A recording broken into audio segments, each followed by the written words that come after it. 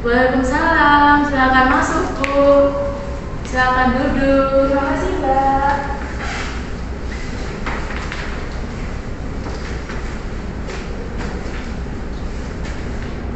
Perkenalkan, saya Akala Zaria, ahli gizi yang bertugas di PD ini. Sebelumnya, dengan Ibu siapa? Dengan Ibu Nabila Aulia, Mbak. Baik, Ibu Nabila, izinkan saya untuk menjelaskan konseling ini ya. Konseling ini akan dilakukan selama 30 menit. Dalam proses ini, kita akan bersama-sama untuk bekerja sama menemukan strategi untuk memecahkan masalah yang dialami oleh Ibu saat ini. Saya akan memberi informasi yang Ibu butuhkan. Masalah Ibu akan kami jaga kerahasiaannya.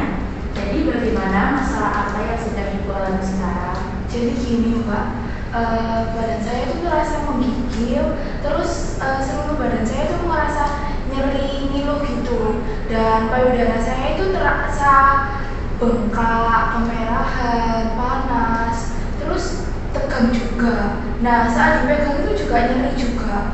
Nah, kulit payudara saya itu tegak, kayak kulitnya itu mengkilat sama kayak kencang tarik gitu. Terus saya memutuskan buat periksa ke dokter umum dan ternyata saya mengalami mastitis. Nah, sama dokter tersebut disarankan buat konsultasi langsung ke ahli gizi. Baik Ibu, apakah sebelumnya Ibu pernah melakukan konseling gizi? Sejauh ini saya belum pernah melakukan konseling gizi, Mbak. Ini baru pertama kali buat saya. Apakah saya boleh melihat berkas yang telah Ibu bawa? Iya.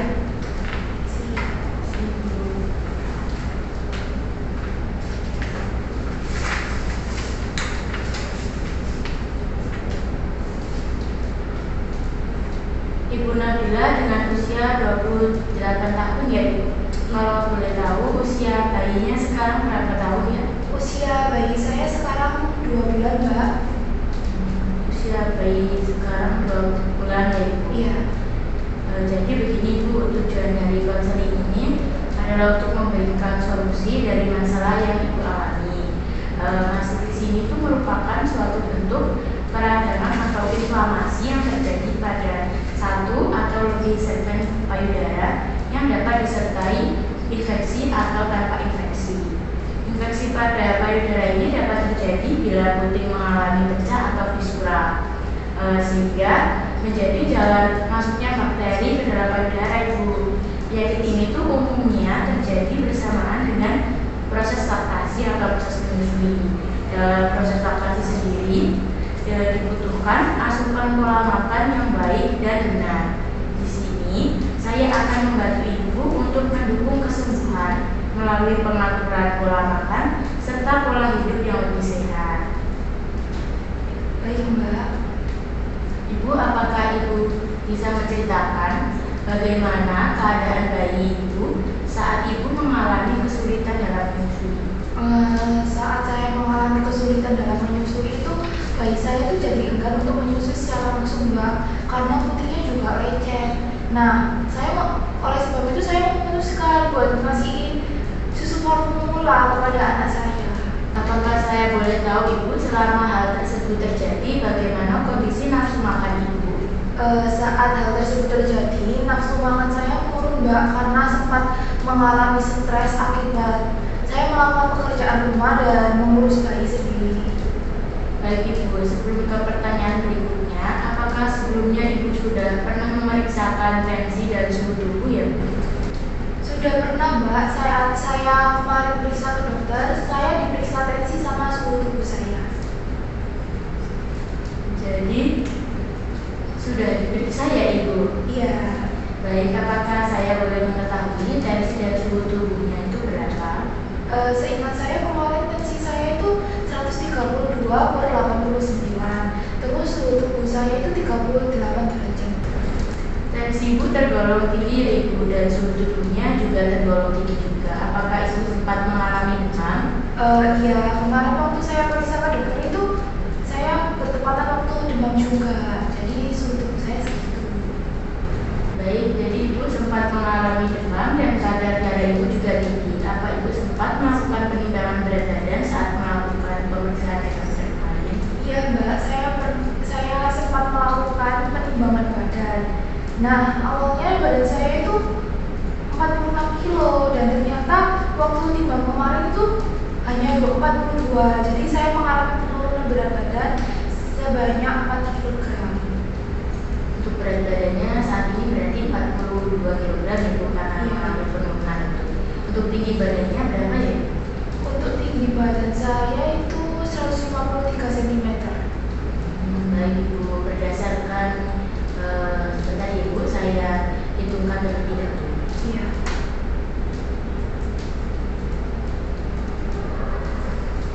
Baik Ibu, berdasarkan berat badan dan tinggi badan Ibu sekarang, status gizi Ibu ini tergolong dalam kategori gizi kurang. Oh, jadi status gizi saya status gizi kurang ya, Mbak?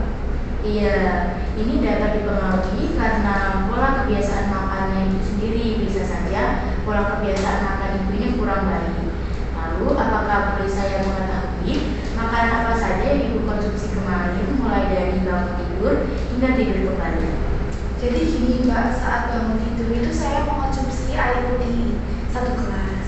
Nah, saat saya sarapan itu saya mengonsumsi 2 potong buah melon sama 1 gelas teh. Nah, itu kira-kira banyaknya itu 120 ml. Saat makan siang saya mengonsumsi nasi putih 1,5 sendok, ayam potong 1 potong, tempe 1 potong, sama sambal. Nah, saat malam hari saya mengonsumsi 1 bungkus mie goreng sama 1 butir telur ceplok. Lalu dalam sehari biasanya Ibu makan berapa kali ya? Kira-kira 2-3 kali dalam sehari, Mbak, tidak teratur. Lalu apakah Ibu suka minum air putih? Dan untuk minuman selain air putih yang Ibu konsumsi, apa saja? Dan frekuensinya itu biasanya berapa kali? Jadi saya biasanya mengonsumsi air putih itu 4-6 gelas per hari. Terus dalam sehari saya juga mengonsumsi teh. Nah, itu frekuensinya 2 kali. Terus dalam seminggu saya mengonsumsi kopi sebanyak 3 kali. Baik Ibu, berarti Ibu juga sering minum kopi dan teh ya Bu? Iya. Namun air putihnya itu kurang. Nah, iya. Kalau untuk lauk nabati dan lauk hewani biasanya apa saja ya Bu? Dan frekuensinya juga berapa kali? Lauk nabati saya sering mengonsumsi tahu tempe. Jadi itu saya mengonsumsinya 1 kali dalam sehari. Nah, untuk lauk hewani saya suka mengonsumsi ikan sama ayam. Itu kadang 1 kali waktu makan. Baik Ibu, untuk sayur dan buah apakah Ibu suka? Jadi gini Mbak, sebenarnya saya kurang suka untuk mengonsumsi sayur. Tapi kalau misalnya mengonsumsi buah, saya lumayan suka Mbak.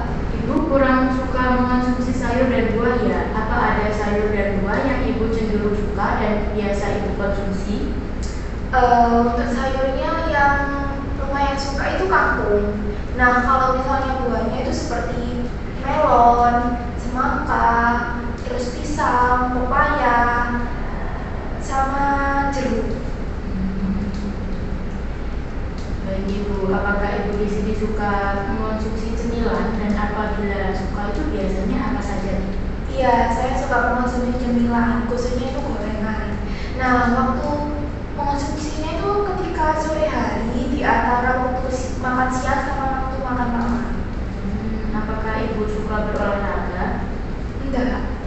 Baik, kalau begitu apakah ada aktivitas lain Bu? Aktivitas seperti mencuci, terus membersihkan rumah atau memasak yang juga termasuk kegiatan aktivitas fisik lah? Iya Mbak, saya melakukan semua pekerjaan yang di rumah saya itu sendiri, jadi tanpa bantuan orang lain. Baik Ibu, jadi setelah perbincangan kita tadi ya Bu, saya dapat menyimpulkan bahwa asupan makanan Ibu ini kurang dari kebutuhan. Masalah gizi yang Ibu alami yaitu mastitis berkaitan dengan pola makan yang tidak teratur dan asupan pangan yang kurang bervariasi. Seperti tadi kan Ibu kurang menyukai sayuran dan buah-buahan ya, serta masih suka minum kopi dan kurang minum air putih, yang ditandai dengan status gizi Ibu yang masih dalam kategori kurang. Selain itu juga Ibu kesulitan dalam menyusui. Iya. yang berkaitan dengan terjadinya pembengkakan pada payudara yang ditandai dengan dari berkurangnya asupan makan pada ibu tadi, serta berkurangnya asupan makan bayi juga ya ibu. Untuk itu sebagai langkah awal kita perlu memperhatikan asupan gizi dalam makanan ibu dan cara untuk mengurangi pembengkakan. Oh jadi gitu ya Mbak. Lalu bagaimana cara buat menjadikan normal status gizi saya, terus sama memperbaiki pola makan saya yang tidak teratur itu. Terus bagaimana cara buat mengurangi bengkak pada payudara saya itu gimana ya Mbak? Ya, jadi begini ibu, untuk pola makan yang benar itu seharusnya dalam sehari ibu makan 3 kali sehari ya, dengan 2 kali cemilan, yaitu cemilan setelah makan pagi dan cemilan setelah makan siang. Pada makanan utamanya itu juga harus seimbang bu, mulai dari karbohidratnya seperti nasi atau bisa diganti dengan singkong, roti atau kentang. Terus proteinnya juga bu, itu proteinnya ada protein nabati seperti tahu dan tempe, terus protein hewani seperti ayam, bisa ikan, bisa telur atau daging juga. Jangan lupa juga untuk mengonsumsi sayuran dan buah-buahan sebagai sumber vitamin dan mineral. Juga jangan lupa untuk mengonsumsi air putih bu, 8 gelas per hari. Ini bisa juga mengonsumsi susu atau olahan susu lainnya. Oh jadi gitu ya Mbak. Terima kasih atas masukannya. Terus kalau misalnya cara mengatasi buat saya lebih suka makan sayur itu gimana ya Mbak? Untuk sayurnya ya bu, itu bisa mulai belajar mengonsumsi dari sayur yang ibu suka terlebih dahulu. Nanti semakin lama ibu akan terbiasa untuk mengonsumsi sayuran. Oh gitu. Terus apakah ada sayuran yang bagus atau baik buat ibu menyusui itu? Ada nggak Mbak?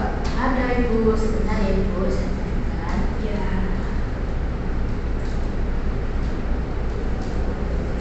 Jadi begini bu, ini ada rekomendasi sayuran yang bagus dikonsumsi untuk ibu menyusui, mulai dari bayam yang kaya akan zat besi serta mengandung antioksidan untuk meningkatkan kekebalan tubuh.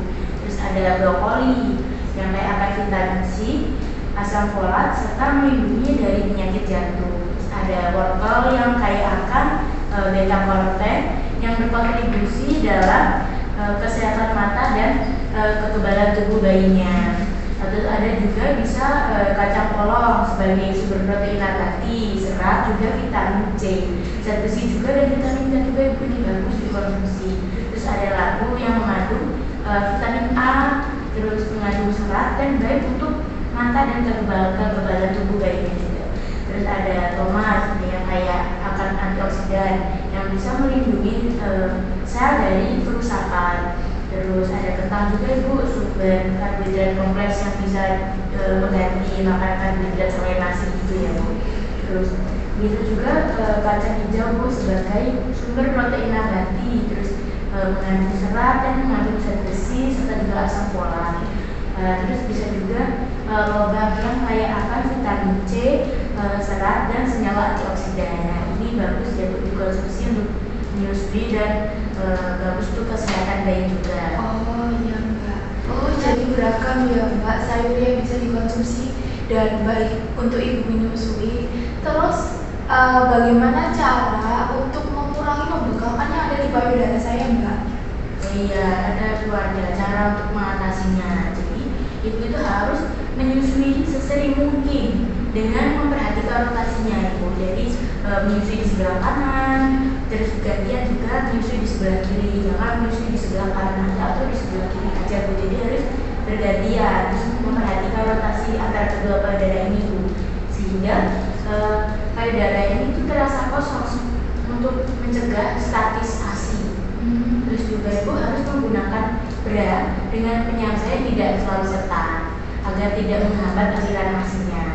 Terus sebelum memegang payudara itu pastikan untuk selalu mencuci tangan agar payudara agar bersih gitu. Terus jangan hanya menggunakan air saja, diusahakan menggunakan sabun atau bahan pengering lainnya. Terus juga gunakan kompres hangat pada payudara untuk memperbaiki sirkulasi darahnya. Hal ini tuh bisa dilakukan dengan menempelkan kantong air hangat, nanti pakai kantong air hangat gitu. Terus nanti direndam air hangatnya ke area yang nyeri ke payudaranya ini. Jika rasa nyerinya disebabkan oleh infeksi, kompresnya itu lebih baik menggunakan air dingin. Ya, itu bisa lebih efektif daripada menggunakan air hangat. Seperti itu. Oh, jadi seperti itu ya Mbak caranya. Terus apakah ada suplementasi yang baik untuk ibu menyusui Mbak? Ada ibu, suplementasi yang umumnya direkomendasikan untuk ibu menyusui itu ada suplemen zat besi, suplemen vitamin D, vitamin B12, dan asam folat. Baik Mbak, saya memahami dengan apa yang telah disampaikan. Saya akan mengubah pola perilaku saya untuk sembuh dari mastitis ini agar saya bisa menyusui bayi saya selama 6 bulan. Baik ibu sudah sangat bagus ya, yang sudah mau memahami dan bersedia untuk mengikuti saran-saran yang telah saya berikan untuk memastikan bahwa ibu mendapatkan istirahat yang cukup dan asupan makan yang cukup. Serta perawatan ya, ibu harus memperhatikan perawatannya juga untuk mempercepat pemulihan dari mastitis ini. Ya. Pastikan ya ibu untuk mengonsumsi makanan yang bergizi dan terhidrasi dengan baik untuk mendukung proses penyembuhannya juga. Baik ibu, apakah ibu dapat mengulangi apa yang telah saya sampaikan tadi dari awal? Ya Mbak, saya akan mengulangi apa yang telah disampaikan oleh Mbak tadi. Yang pertama, saya harus makan dengan teratur 3 kali makan utama, 2 kali saringan. Makanan utama harus mengandung zat gizi yang seimbang seperti karbohidrat, protein nabati, protein hewani. Terus jangan lupa untuk mengonsumsi sayur dan buah untuk memenuhi vitamin dan mineral sehat dan istirahat yang cukup. Terus yang kedua yaitu melakukan penyusuan secara sesering mungkin agar payudara saya maksimal dalam pengosongannya. Terus menggunakan bra yang tidak ketat agar tidak mengganggu proses menyusui. Terus melakukan pengopresan agar mengurangi pembengkakan yang ada di payudara saya. Dan jangan lupa untuk mencuci tangan terlebih dahulu sebelum menyusui agar terbebas dari kuman. Dan yang ketiga itu sayuran yang baik untuk dikonsumsi oleh ibu menyusui itu seperti bayam, wortel, kacang polong, kacang hijau, lobak, brokoli, kentang, itu. Dan suplementasi yang baik untuk ibu menyusui itu seperti vitamin D, vitamin C, asam folat, vitamin E. Itu Mbak. Wah, ibu sudah menyebutkan beberapa yang telah saya sarankan tadi dengan baik ibu. Apakah masih ada yang ingin ibu tanyakan? Sepertinya sudah tidak ada Mbak. Baik ibu, sepertinya sudah 30 menit berlalu ya. Jangan ragu untuk menghubungi saya jika ada pertanyaan lebih lanjut atau kendala yang terjadi selama proses ini berlangsung. Serta jika ibu butuh dukungan atau dukungan atau bantuan, silakan hubungi saya juga. Semoga ibu segera pulih dan dapat menikmati momen indah dengan sendiri. Terima kasih banyak Mbak Atta. Saya akan melakukan saran yang telah Mbak berikan. Sama-sama ibu, ini saya ada decret yang bisa ibu bawa pulang dan ibu baca di rumah ya ibu. Terima kasih ya Mbak. Sama-sama ibu Nabila, dengan senang hati saya bisa membantu ibu. Ini rumah ibu ya Mbak.